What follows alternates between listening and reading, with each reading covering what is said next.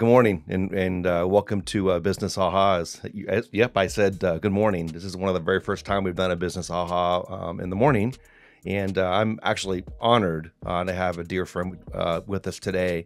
I'm going to call him one of my closest mentors I've had in my professional career. We met in 1999, right, Mike? Right, Jim. And Mike was chairman of the board at the hospital, and I was actually recruited on the board where Mike and I served for more than a decade together on the board. And I got to know Mike on the board. And one day I'd asked him if I could come and tour his work. And I'd like to see how he does what he did as a career leading customer service at SRP. And you worked at SRP for 39 years. Correct. And it was just interesting because Shelley had made arrangements for me to go for a tour. And I looked at my schedule and it was marked down to be there for 3 or 4 hours. And I'm like, I'm not staying there 3 or 4 hours. And so I show up, and Mike not only set up this amazing experience, I'll call it. So not maybe not all of them, but many of your direct reports were pre-planned to have me come in and visit, to have them tell me exactly what they do and how they do it from a customer service perspective. Correct. I will never forget that as long as I live. Thank you. You're very welcome. I remember the day very well. For doing that. I don't know what year it was, but probably was 2000 or about 2000. Somewhere in there. That's many moons ago, right? A lot of moons. Absolutely. Well, our podcast we have, Mike, is to talk about your career and probably the most significant part of your career. And we use the aha or that aha moment. And I think everybody always knows, if you do ever watch us on our shows, is that I don't know them. And I learn about the aha moment during the conversation. And the purpose behind that is to keep it really authentic and have me be, surprised, or not, sometimes not surprised. So with that, if you wouldn't mind, maybe just a tad, a little bit of your history at SRP and your career journey and how I'm going to call how you instilled customer service into me, and then how I've in turn done the same exact thing with other organizations. Certainly, glad to. I spent 39 years at Salt River Project. SRP is a major provider of electricity to the Metro Phoenix area. We also distribute water to lands in the Metro Phoenix area. We are a federal reclamation project and a political subdivision of the state of Arizona. We are a not-for-profit entity, rather an unusual duck in the electric industry. I started out in the rate department, rates and corporate economics, doing cost of service studies and designing electric rates. Spent time in Treasury as an analyst over cash management, financial planning, and managed the bond ledger. We had billions of dollars in debt, and we kept track of all of the bonds, and ultimately became assistant treasurer and treasurer. I ran all of financial services. I had a responsibility for the accounting department and the budget department. I spent several years in information systems.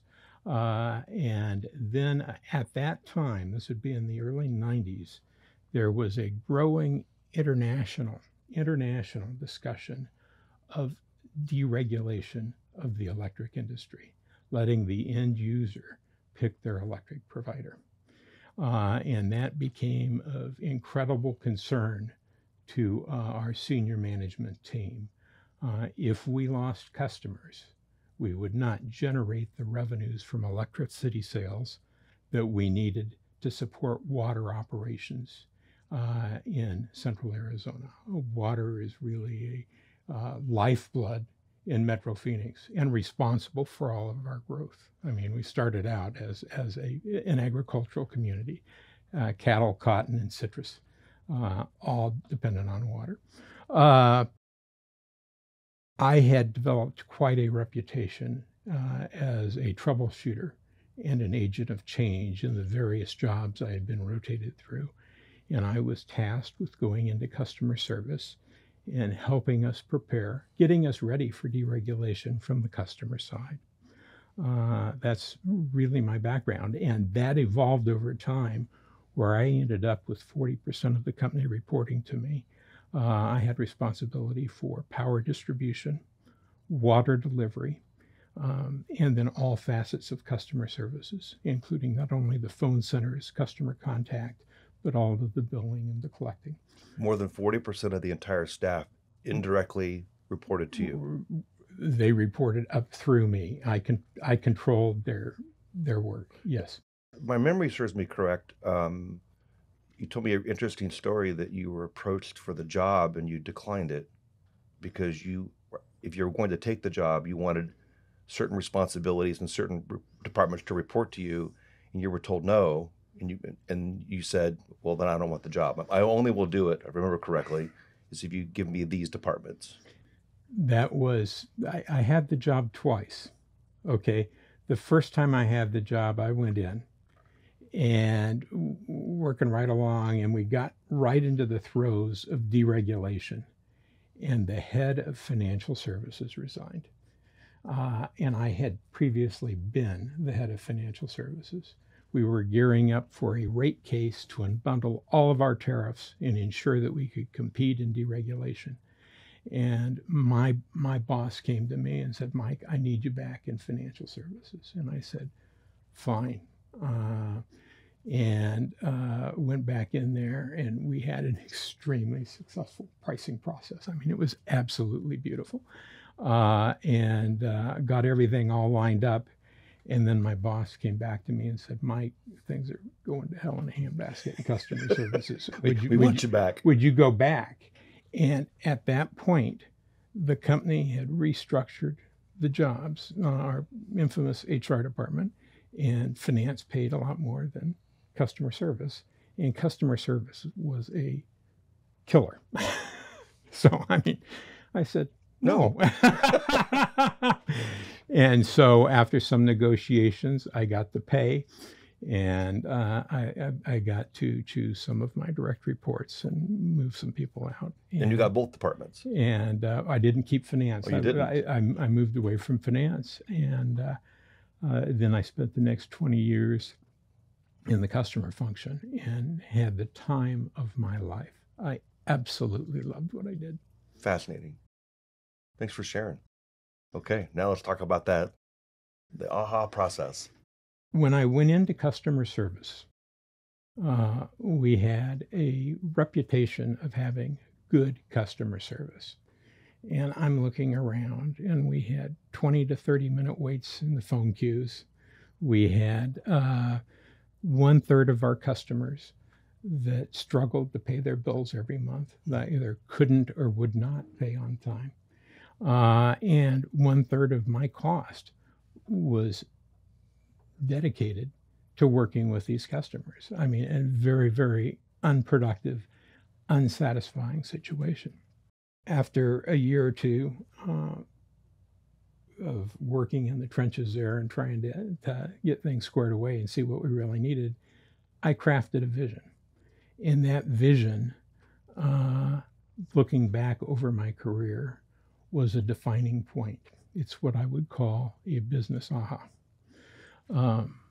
That vision, which we had in place the entirety of my remaining career at SRP, was to make it easy, rewarding, easy, and pleasant for customers to do business with SRP, so that when they are given the choice of electricity provider, they choose to do business with us. We posted that throughout all the buildings where the customer employees worked. It was drilled into their heads. You could stop any one of them in the hall and ask them what the vision was, and you would get to make it rewarding, easy, and pleasant. That was our mantra, and we lived it daily. We would always, in my staff, ask, is this process easy and pleasant, rewarding for the customer? Okay, let's rework it. And continue to rework it and rework it. Now, even if you didn't have a choice for SRP, you gave the customer the feeling as though that they were choosing. Oh, absolutely. Interesting. Absolutely. Well, in 98, by 1998, 4 years into my tenure in customer service, after I had come back to the financial services, we had opened up. And we actually lost a few customers for a brief period of time, and then the whole market collapsed. California was doing screwy things on pricing, and the whole market just collapsed, and everyone came back, and we never really reopened since, although there's still talk of it. We gave everybody a choice of electric rates. So you're a residential customer. Well, Jim, we can give you the standard tariff here, or we can give you a time of use tariff. And if you go on this time of use tariff, if you reduce the amount of power you use during certain on-peak periods, you'll end up with a lower bill.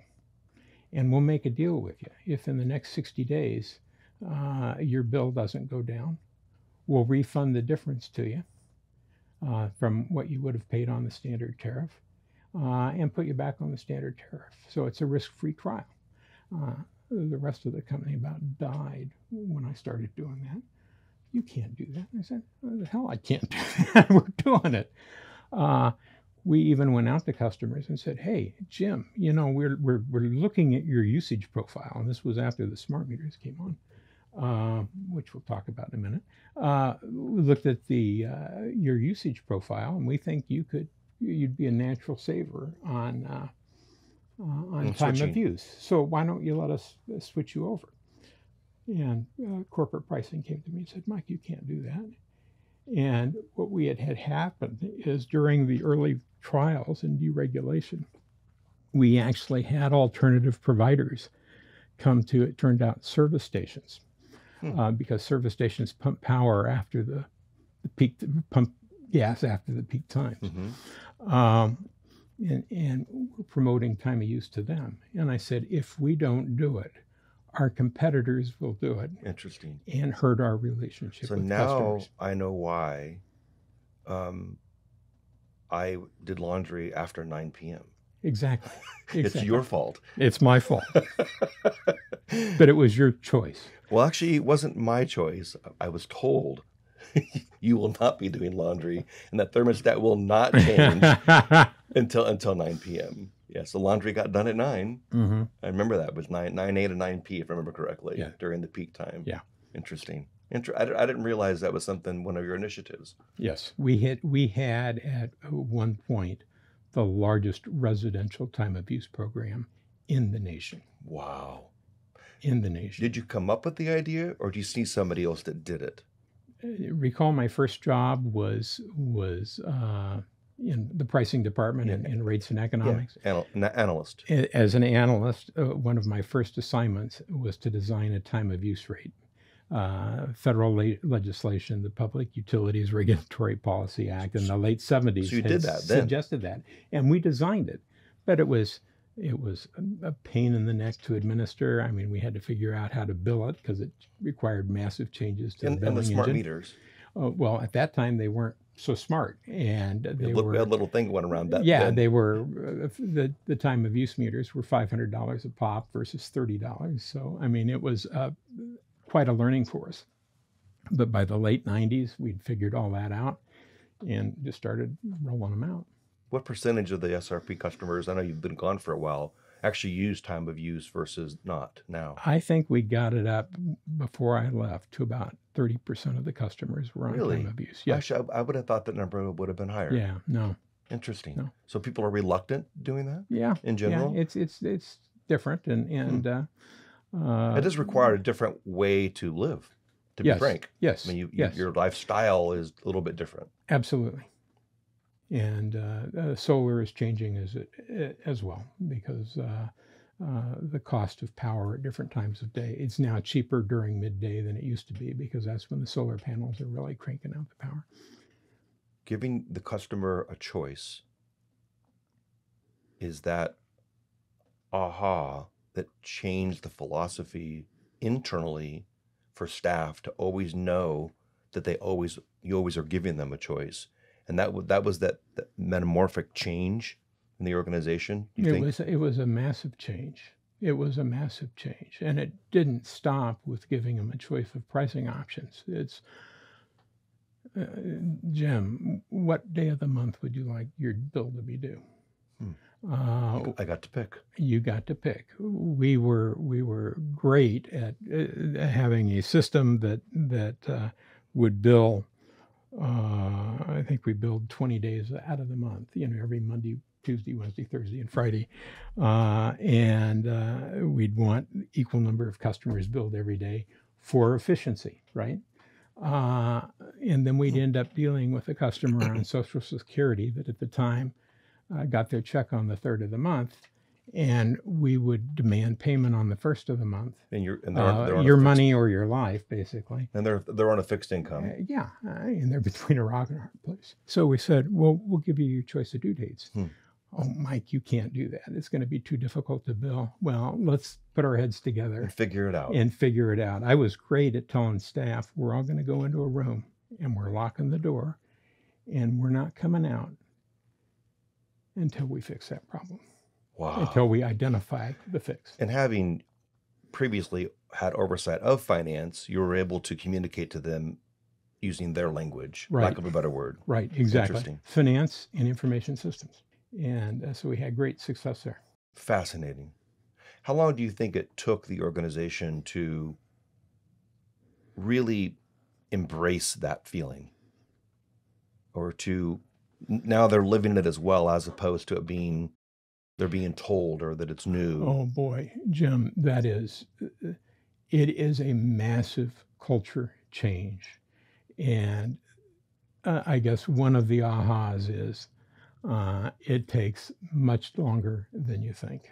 Interesting. I had to replace every supervisor, every manager. Every single one of them. Every single one of them, looking back, Jim. It was a very painful experience, very counter to the SRP culture. They're resistant to change? Resistant to change. They had been rewarded historically for doing the jobs the way they'd been doing it. But that wasn't going to cut it anymore. You actually changed culture. We changed culture. Changed culture within my division, but I still had to live within the SRP culture. But that entire culture over time then changed. Slowly, and not totally. Fascinating. Yeah. Mike, I can't thank you enough for being my friend, being my mentor, and always being there. I think for the course of the years, we've gotten together, had lunch now and again, just to catch up. No agenda.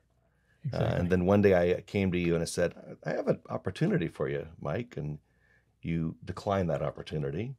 And then years later, I came back to you and said, I have another opportunity for you to serve on a board. And I shared the history of the organization and then told you it was my company, and you accepted. And I'm obviously honored to have you in that role as well. But appreciate you being with us today. Appreciate you sharing the story. It fascinates me because when you try to make that type of a cultural shift in an organization, and it's truly a metamorphosis, and to not give up. I would say that when I came on the board at the hospital, a couple of words I would use to describe you. One would be consistent, to create consistency. Obviously, in the hospital system, we can't have errors. Exactly. And you don't have errors by continuing to having a consistency. And then the other word is tenacity. I think without you being tenacious in your role, especially at SRP, you would not have been successful. Absolutely. And so the good news is that your boss gave you that latitude. Yes. Which is nice. Yeah, but thank you. It was great having you. It's my pleasure, Jim. Yeah. So this episode is amazing. And I think if you can really think about in the organization that you're involved in, no matter what level that you're at, if you have that level of consistency, tenacity, or being tenacious, and you can make change, and make change starting with one person. I had no idea he'd started some of the programs that he started, learned them today. And then this time of an aha was over to creating this cultural shift in an organization that has been remarkable. If you think about the level of customer service that SRP does. So on behalf of our entire team at Business Ahas, hope you enjoyed this episode, and hopefully see you then on the flip side for another one soon. Take care.